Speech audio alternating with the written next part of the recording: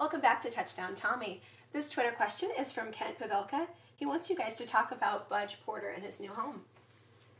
Well, I think it's an amazing house, first of all, and Budge is an amazing person, the way that he's dealt with his neck injury from 1976, and I just learned about it this year. Right. I mean, I had no idea the story behind Budge Porter, who he was, what happened to him, when it happened. And I was called by Brad Brown to be a part of the original fundraiser event that took place in the summertime. And so I said, absolutely. When I heard the story, I was like, there's no way I couldn't be. You know, this is a Nebraska guy. I can't believe I didn't know about this. And the university hasn't either. I mean, it's hard to promote that. Right.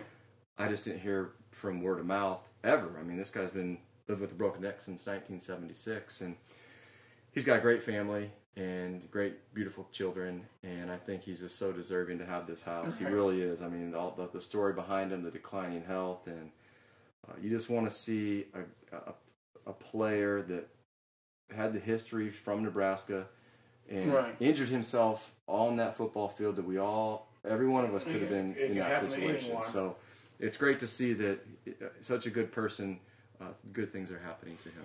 And the thing, and I had met Budge Porter a couple years prior when I started working at the hospital, because they gave him an award for rehab because he did rehab at Emmanuel Medical Center, and it was one of those deals to where you see him and you start learning the history about him, and then you start talking with people who were actually there, and the night of the fundraiser, I was just pleased to see how many people former athletes who didn't know Budge Porter.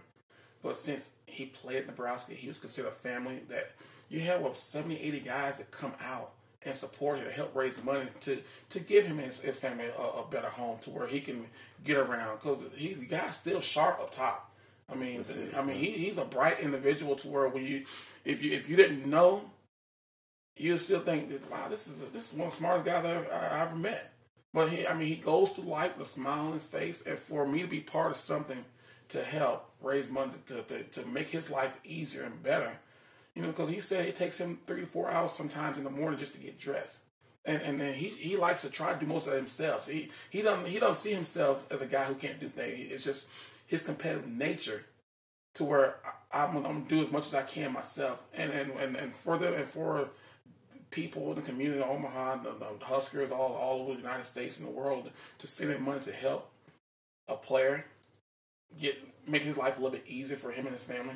That says a lot about Nebraska, the Husker football players in Nebraska. It does, and I had the great fortune of meeting his mom and dad that night, and his dad, Mort Porter, was an offensive guard and a fullback, back in time. Yeah, they had like 3 generations of family that they all played at Nebraska. Yeah, that was cool, and obviously you meet his parents and you see that people that raised him and the character and the person that he is, and be able to get through something like that, and just have so many friends and family at the event. Like, it blew me away that there were so many people, like you said, that didn't know him, that came to support him. And even his open house, again, he had so many people that came. It was like a traffic jam trying to get into his house. So that was nice to see. Definitely. Thanks, guys. Submit your questions at twitter.com/touchdowntommie.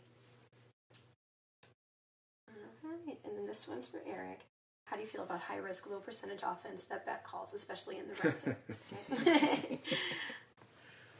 Right.